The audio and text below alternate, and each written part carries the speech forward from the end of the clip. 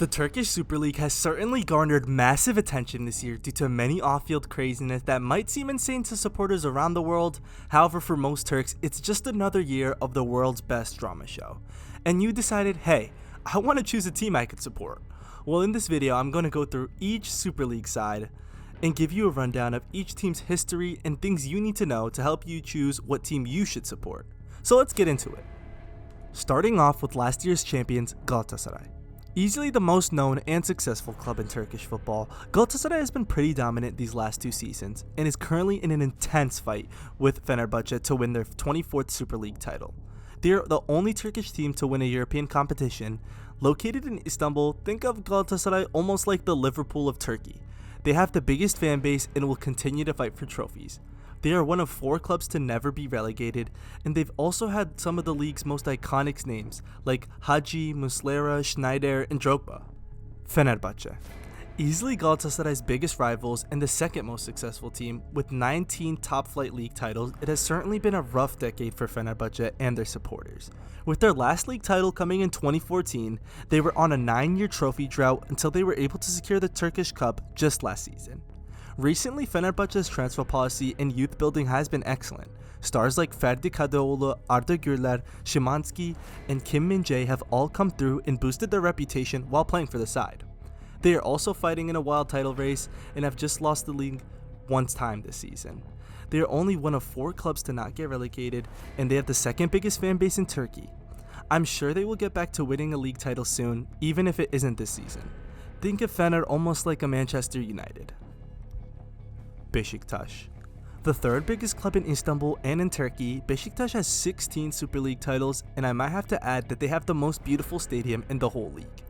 Add on to the fact that Besiktas might hold the record for loudest decibel reached at a football game, and they are certainly passionate supporters.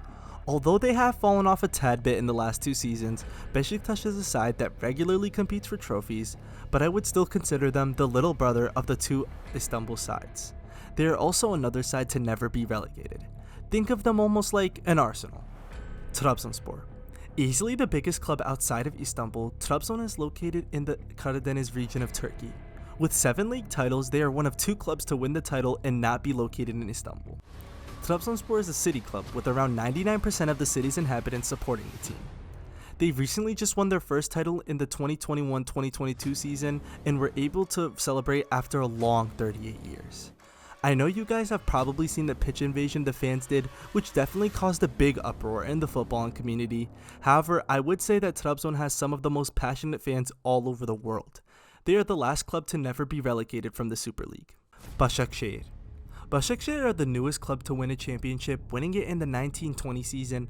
Although they are located in Istanbul and are pretty competitive, they unfortunately don't have that many fans. They have very close ties with the Turkish government. Well, so do the other top 4 teams I mentioned, but more so with Basaksehir. The Owls rebranded in 2014, coming up from the 2nd division, and after that, it's been a pretty competitive decade. Basaksehir always seem to fight for European spots and have even made the Turkish Cup final on multiple occasions, even though they haven't won it. Also, they have pretty impressive showings in European competitions. Sivasspor. Sivasspor just won their first major trophy a couple seasons back when they were able to win the Turkish Cup. Sivas is the one place in Turkey nobody wants to have an away day at. The city is tundra-like. Impressively, when they qualified for the European Conference League, they were able to get first in their group. Ultimately losing to Fiorentina in the first round of the knockout stages, Sivasspor is a mid-table pushing for Europe type of side, and they always have 1 or 2 very exciting players. If a player can't do it in a rainy night in Stoke, well, they sure as hell won't be able to do it on a windy night in Sivas. Rizespor. Rizespor is the ultimate yo-yo club in Turkish football. When they relegate, you know they are coming straight back up. Honestly, Rizespor has a decent sized fan base and they are honestly having a very impressive season, being that high up in the table. The problem that many people have with Rizespor is their awful pitch. It's literally a rice field at times. Not gonna lie, a lot of Turkish clubs have a big problem when it comes to pitches, but I think that Rizespor has to take the cake. Also, a little fun fact, Rize is known for their tea, and Turkish people love their tea. So Rizespor is actually partnered and sponsored with the country's biggest tea manufacturer, Çaykur, even having their official name be Çaykur Rizespor. So I guess that's kinda cool. Kasimpasa. Another team located in Istanbul, Kasimpasa have always had some good prospects in their squad. Another mid-table squad who hold exciting talent for other Super League clubs. They have a 17-year-old Yasin Özcan who I think is very talented, making over 50 first-team appearances for the side. They are currently having a great year, pushing for the Conference League, which I can't say for sure, but I think it would be their first ever European competition. They don't really have a huge fan base in Turkey, but the ones that are there are supposedly very welcoming and nice. Kayserispor. Kayseri is like the one club who always seems to never relegate, just destined for mid-table mediocrity. Sometimes they are in a relegation race, sometimes they are just smack dab in the middle of it all. They have a beautiful stadium, and overall there's just not much to say about them. They are just there. They aren't going to relegate, and they aren't going to charge for a European spot. Antalyaspor. Remember how I said that Sivas is like the frozen tundra of Turkey? Well, Antalya is the complete opposite, and I feel sorry for any team who has to play in Antalya in any spring or summer month. The games need to have at least 2 water breaks, and players are always dripping in sweat after 2 minutes. Antalya are another mid-table squad who were managed by Nuri Şahin until he left for Dortmund.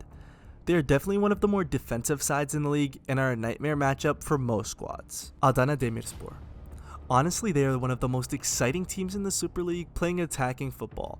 Adana had just qualified for their first ever European campaign this season, playing in the Conference League. Unfortunately, they didn't make the group stage, losing in a penalty shootout at home, which was a big heartbreak. Their manager was Patrick Kluivert at the time, and also just like Antalya, an away day at Adana is certainly just insane due to the intense heat of the city. The team's working class roots date back to 1940 when a train company in the area founded the side. And their road to the Super League from the 2nd Division certainly wasn't easy, suffering 9 playoff losses in 14 years. However, they were finally to get over the hump and haven't looked back since. Oh, and also they have Mario Balotelli still scoring goals for the side. So just another reason to like them. Alanyaspor. Just like Kayserispor, Alanya is a side who is just there, in mid-table mediocrity. The side has always been in the Super League since 2016 and even qualified for the Europa League playoffs one time, although losing to Norwegian squad Rosenborg. Located in the Antalya province, their color scheme of orange and green is quite unique, along with their logo, which is also pretty unique. All in all, there's not much to say about them. They did reach the Turkish Cup final around 5 seasons ago, but they lost that to Trabzonspor. Hatayspor. My heart goes out to all of the Hatayspor fans and people in the city of Hatay, as they were hit with a devastating earthquake in 2023, which resulted in over 50,000 casualties, which is the reasoning for their away kits being all black to commemorate the lives lost in the natural disaster. Coming into the Super League a couple seasons back, they were very impressive and high-flying, coming just 1 spot away from a European competition. Last season, due to the earthquake, they couldn't continue league matches and were granted permission to withdraw out of the league without being relegated. Located near the Syria border, Hatay currently plays their matches in Mersin, a city located far away due to the extensive damage their stadium received. All in all, I hope for nothing but the best for Hatayspor. They are currently in a race to be relegated, however their manager, Volkan Demirel, who is an ex-Fenerbahce keeper and Turkish international, has been pretty impressive, getting wins against Trabzonspor and other competitive squads. Ankaragucu. The squad that's located in the capital of the country has certainly been a bit of a yo-yo club themselves. Promoting and coming right back up, their fans are known to be dangerous with their fanaticism. Their squad made headlines defeating Fenerbahce in the Turkish Cup 3-0, making a semi-final appearance this season. And their president actually punched the referee after a game was finished because he thought the referee was making terrible decisions against Ankara. All in all, they are in an us against the world mentality, and other team supporters dislike them, which may be something you like when choosing a team to support. Samsunspor. A squad that just promoted last year but has tons of history in the Super League, Samsun is one of the bigger cities in the Black Sea region. Their logo has the country's founding father Atatürk on it. This is because Samsun is the city in which the war for Turkish independence had started. Samsun used to be one of the stronger teams in the Super League until tragedy struck, in which a bus carrying a lot of their players would crash in 1989. This tragedy is still remembered to this day.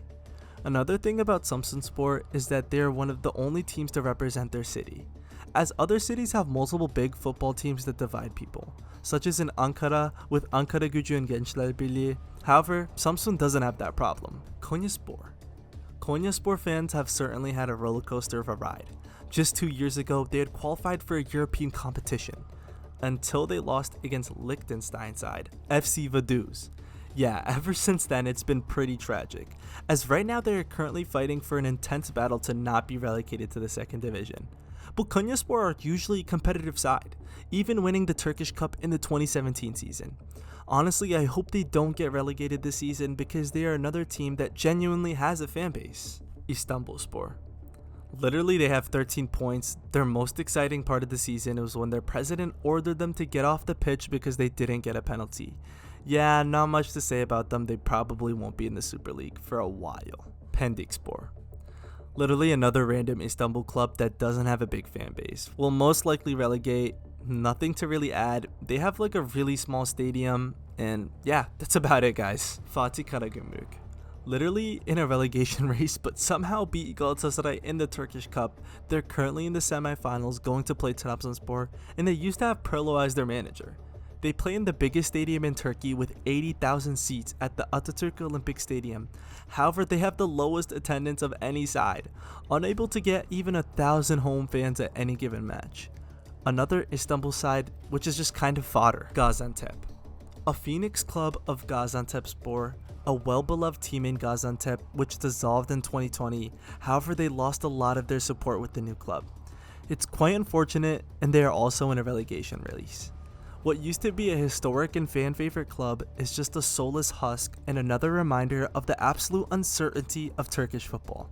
One day, your team, your favorite team, on this list may find themselves under the same fate as Gaziantepspor. Well, unless you're one of the big four, then it's practically impossible because the government would never let that happen. And there we go. Every single club in the Super League explained. Which club interests you the most and which one do you support? Let me know in the comments below, and don't forget to like and subscribe.